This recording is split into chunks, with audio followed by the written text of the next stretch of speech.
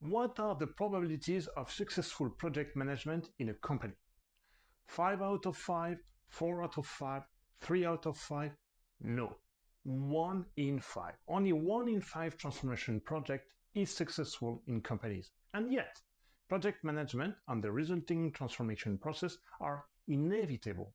But to succeed, you must know how to go to the other side, to ford your way, while being aware that this process requires time and resources. So, what are the shortcomings of companies navigating change, and what maneuvers can they take to rectify their course toward success? Guillaume Degois, and welcome to Novanagement, the channel that plunges you into the heart of the issues of our humanity through the prism of management. Today we will try to understand what companies lack during the transformation process and share 3 essential keys to well-managed change. Your good change management. I've been supporting companies in their transformation for 15 years, and I'm fascinated by the efficiency of good management led by confident leaders. My method is to share that experience, as we will see together today.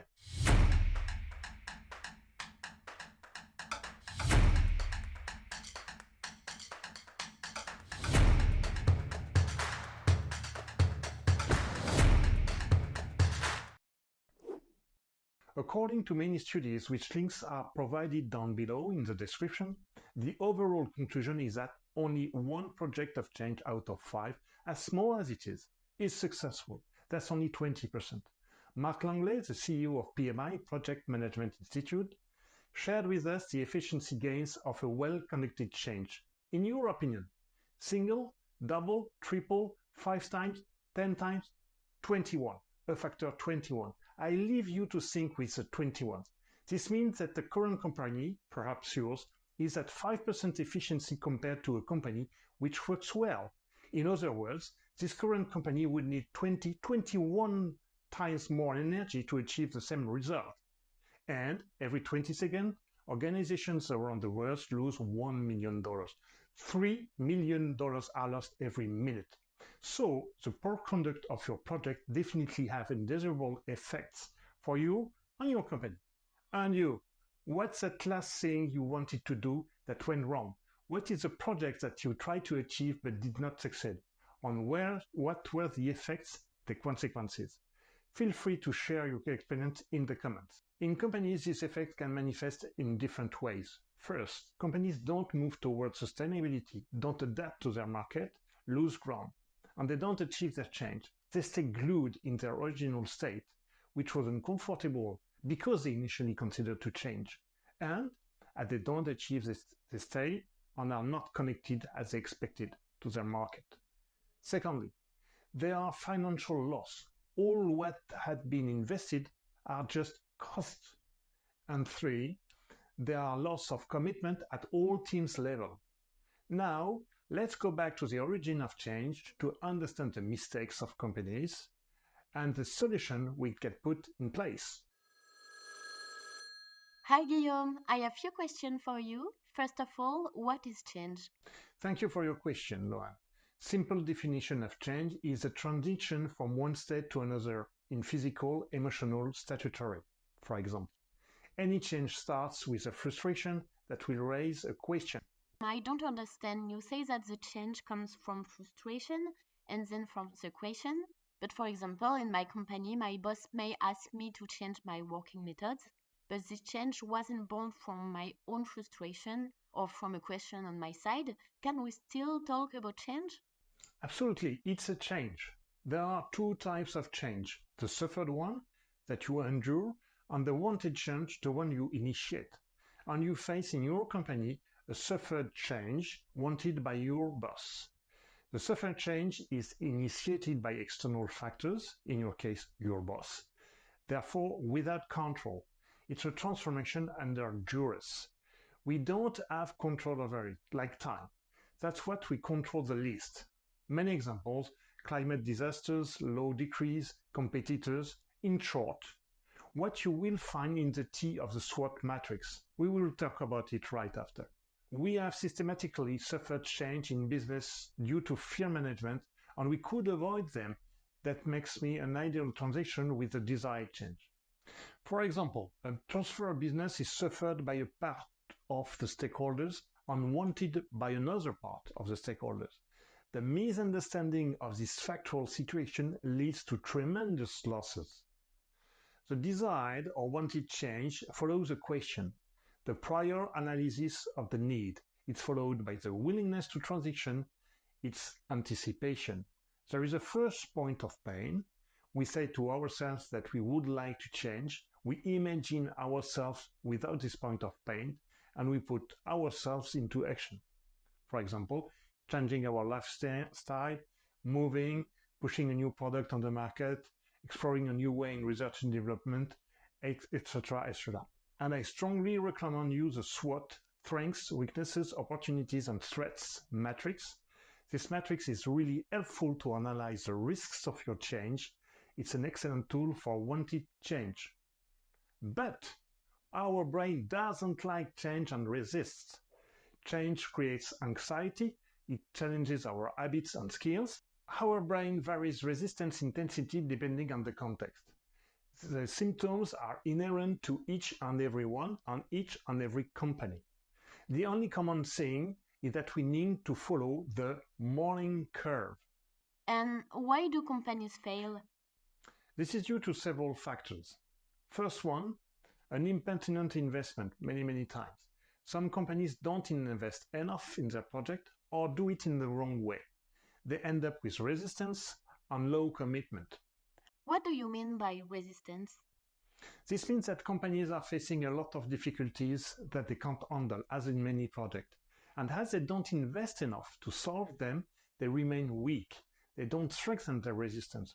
For any project well conducted, it's necessary to know how to reinforce resistance. Resistance needs an investment. For example, this match. If I keep it in my hands like that, nothing will happen. I need to rock it to have a light. This is called energy activation.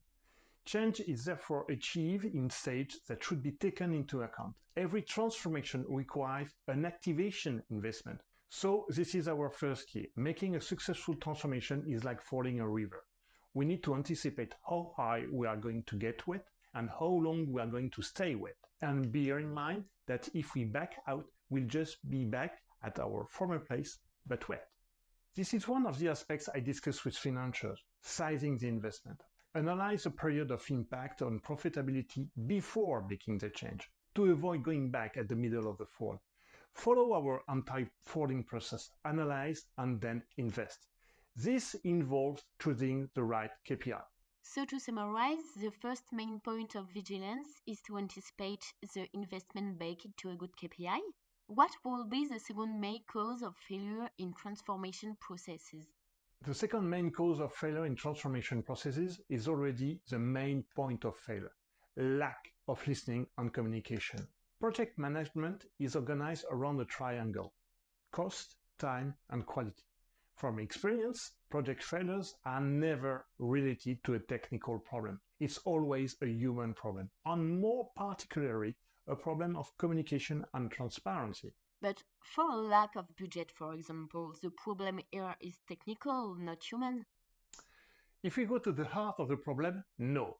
It's primarily human, because there will be, for example, a bad deployment of financial means or a bad architecture of change, and this is generally referred to a resistance to change, which is concretized by the attitude and behavior of employees and managers. Two McKinsey analysts, KELLER and CAROLYN AIKEN, directed a study.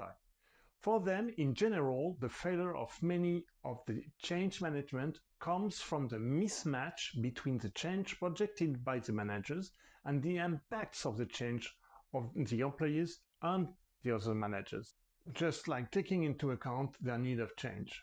In other words, there is often a great problem of communication and listening in teams that lead to the failure of projects. We tend to forget that we have 2 ears for 1 mouth.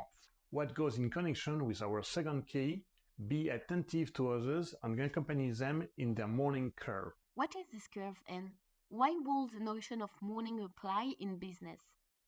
This curve represents the different stages of mourning but also of our resistance to change. As with grief, it's necessary to go through all the steps to reach acceptance and transformation after the resource point. The 3 steps are denial, anger, then sadness. But we have social blockages related to managing emotions. For example, injunctions that require men not to be sad and girls not to be angry. Unfortunately, these social blockages don't allow everyone to go through all these necessary and mandatory steps. This mourning curve is therefore linked to the global context.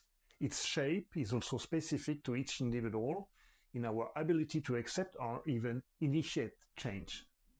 It must accordingly be accepted that individuals within the same team have different rhythms in the mourning curve. There are people who are more or less quick, more or less at ease with novelty. Management must understand the differences in pace in the team and avoid forcing change. When management proposes a transformation, it is sometimes difficult for them to understand that the whole team is not at the same stage of the curve. A gap is created. The constraints force direction. I use these terms because that is how they are felt. Moreover, it is so usual that it was given a generic term, the leap of the angel, like in Acapulco. And this lack of listening and lack of understanding of this curve and excessive change will create in employees an emotional exhaustion, a feeling of uncertainty, who are going to be burned out or bored out. So, for a change, it's vital to need for acceptance and support and accept that some do not make this transformation, 8 to 15%, and will leave the ship and authentically accompany them in the departure. It's super duper to accompany those who are leaving. Even if you are not a humanist, just think about the message you are sending to those who stay. Supporting change instead of forcing it is the key. And what is the third key? Our last key is be guided by a good KPI. To succeed in project management, it must be linked to the company or unit key performance indicator. The transformation has only one goal, to increase this indicator. This indicator must never be financial and always be unique, simply because the multiplication of KPIs leads to confusion of our initial objective. We'll suggest you to watch our episode dedicated to KPIs. So, in order to successfully manage change despite resistance, there are 3 fundamental keys that are often unfamiliar, yet they are crucial to any transformation. These 3 keys involve different mechanisms, sometimes accompanied by resistance, especially on the part of our own mind, as we have seen. It is therefore essential to be aware of it for the proper conduct of our change. So, the first key is investment. Change is an investment. We must measure our robustness to withstand the degradation that will occur and invest wisely. The second key is to accompany everyone at their own pace on the curve of change. It saves time. The time of transformation is the time of the slowest link in the company. And finally, we must remind the third key: find a good non-financial and unique KPI to guide your change. You will find more details on KPIs in our next video dedicated to this subject. You can also find in the description the sources, links, and studies used for this video. To continue this excursion with us, treat yourself, treat us, and subscribe. Feel free to share your experiences on the subjects in comments and suggest other topics that will interest you. And see you next time.